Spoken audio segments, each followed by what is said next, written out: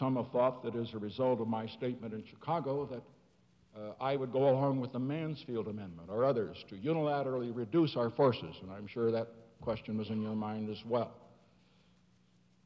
I will not go along with that, regardless of what happens in terms of the economic and political arrangements, because it is in the vital interests of peace in the world and in the interests of the security of America as well as Europe that that alliance be continued and that there be no reduction of American forces in Europe unless it is mutually agreed with the Warsaw Pact and, of course, with the Soviet Union. That, of course, will be one of the subjects we will discuss when I go to meet with Mr. Brezhnev.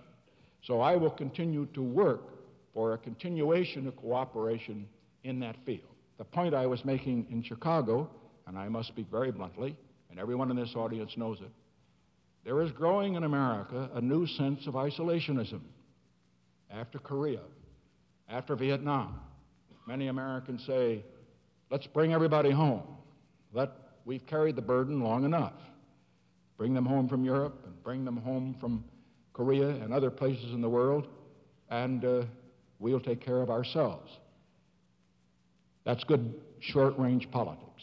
It's disastrous long-term statesmanship, because the United States must play, as the major free world power, a positive role in Europe and in Asia if we are to be able to have a generation of peace and perhaps an even longer period of peace.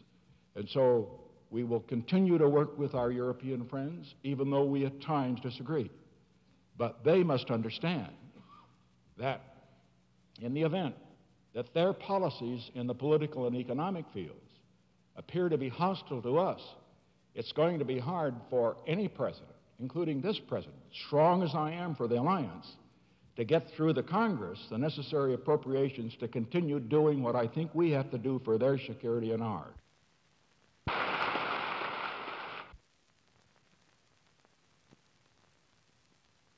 From the standpoint of statesmanship, for a president of the United States, any president to resign because of charges made against him which he knew were false, and because he had fallen in the polls, I think would be not statesmanship.